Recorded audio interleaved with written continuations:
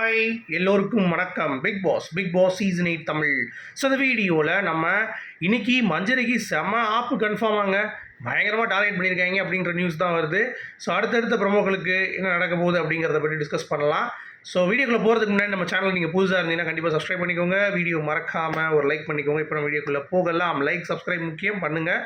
இப்போ என்னென்னா, லைவ் ஸ்ட்ரீமிங்கில் ஒரு இந்த இத்து போன காதல்னு ஒன்று இருக்கும்ல, அதாவது ஒரு பையன் வந்து வேணாம் நம்ம லைஃப் பார்க்கலாம் அப்படின்ற மாதிரி சொன்னால் கூட சண்டால சிரிக்கி சும்மா இருக்க மாட்டா போல தெரியுது அப்படின்ற மாதிரி தர்ஷிகா வந்து பார்த்தீங்கன்னா இது கேம் ஷோ அப்படிங்கிறத மறந்து உண்மையான ஃபீலிங்ஸ் வந்து உன் மேலே இருக்குது அப்படின்ற மாதிரி உருட்டிகிட்டு இருக்காங்க.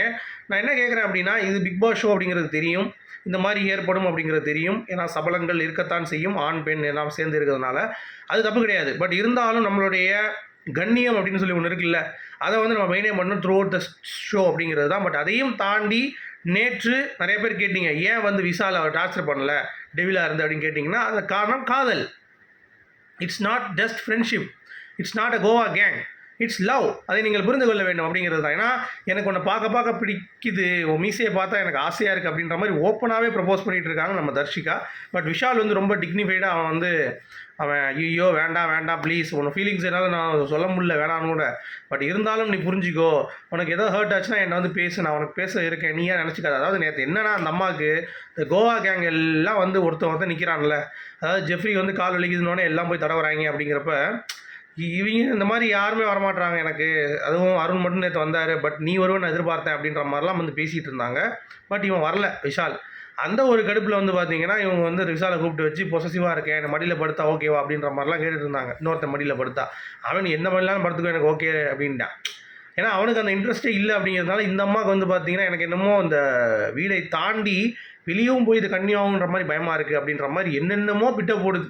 அதாவது இந்த விஜய் சச்சின் படத்தில் சொல்லுவார்ல, பிட்டா போட்டுச்சுன்ட்டு, அந்த மாதிரி நம்மளாம் வந்து உட்காந்தோம்னா கண்டிப்பாக கரெக்ட் பண்ணிடும் தர்ஷிகா. அந்த மாதிரி ஒரு ஆடெலாம் பயங்கரமாக வந்து பேசுதுங்க, அப்பா சாமி அப்படின்ற மாதிரி. விஷால் என்னமோ பெரிய உலக உத்தமன் மாதிரியும், அவன் ஒரு மேட்ரு ஜெஃப்ரி சொன்னான் தெரியுமா, இந்த மாதிரி வர்ஷினி கூட லிவிங் டுகெதரில் இருந்தான் அப்படின்ட்டு அந்த பேசிகிட்டு இருந்தாங்க அவனும் ரயானும் அன்றைக்கி ஒரு நாள். என்னடா சொல்கிறீங்க அப்படின்ற மாதிரி.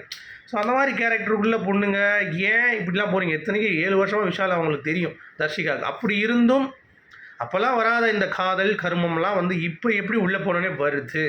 ஸோ இது கண்டென்ட்டுக்கு தான் பண்ணுறானுங்க அப்படிங்கிறது நான் இப்பயும் தெளிவாக சொல்கிறேன். தர்ஷிகா ரொம்ப ஸ்மார்ட்டான ஒரு பீப்புளு, சரியா? சும்மாலாம் கிடையாது நான் வந்து லவ் பண்ணுறேன், வெளியே போய் இது பண்ணணும், எனக்கு ரொம்ப இதாக இருக்குது, உன்னை பார்த்தாலே எனக்கு ரொம்ப பிடிக்குது அப்படி இப்படின்னு சொல்கிறான். உடனே அவன் சொல்கிறான் பாருங்க, ஒன்று ஐயோ நான் பக்கத்தில் சுற்றி இருக்கிறவங்க எல்லாருமே ஹாப்பியாக இருக்கணும்னு தான் எனக்கு ஆசை, நான் வந்து ஹாப்பினஸ் கொடுக்கும் பொழுது திடீர்னு வந்து ராணாவோ இல்லை வந்து பிபிஓ ஹர்ட் ஆச்சுன்னா எனக்கு ரொம்ப கஷ்டமாயிரும், நானே வந்து உடஞ்சிருவேன், அதனால் நீ எனக்கு அப்படி இருக்கும்போது எனக்கு அப்படி தான் தோணுது, நான் எதுனாலும் சரி நீ என்கிட்ட வந்து கண்டிப்பாக பேசுகிறதுக்கு வழியை பாரு, அப்படி இல்லைனா பேசாமல் இருக்காத, எனக்கு ரொம்ப இதாக இருக்குது, எனக்கு ஹர்ட்டிங்காக இருக்குது, அவ்வளோதான் அப்படின்ற மாதிரி அவனும் சொல்ல ஆரம்பிச்சிட்டான்.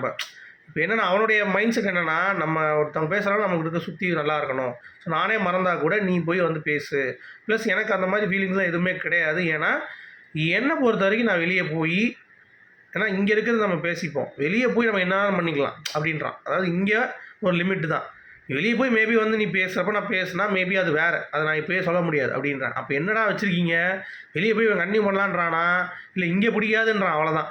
அப்படி தான் எனக்கு தோணுது. இங்கே தர்ஷிகா வேணாம்மா, நீ வெளியே வாம்மா, நம்பர் தரேன் நம்ம பேசிக்கலாம் அப்படின்ற மாதிரியான ஒரு பாயிண்ட் ஆஃப் வியூவில் தான் வந்து போகுது இந்த கான்வர்சேஷன். பட் தர்ஷிகா ரொம்ப வந்து பார்த்தீங்கன்னா லவ் பண்ணுறான், அதாவது ரொம்ப லவ்டா மாமா அப்படின்ற மாதிரி பயங்கர லவ் அப்படிங்கிறது பார்க்க முடியும். சரி, அடுத்து மஞ்சரி. ஸோ மஞ்சரி ஃபஸ்ட் ப்ரோவில் பார்த்துருப்பீங்க, நேற்று எல்லாம் வந்து ரிவீட் அடித்தாங்க, இன்றைக்கி அவங்க ரிவீட் அடிப்பாங்கிறது தெரிஞ்ச விஷயம் தான். ஸோ மஞ்சரி சாட்சனா பெரிய சம்பவம் நடந்திருக்குன்னு சொல்கிறாங்க.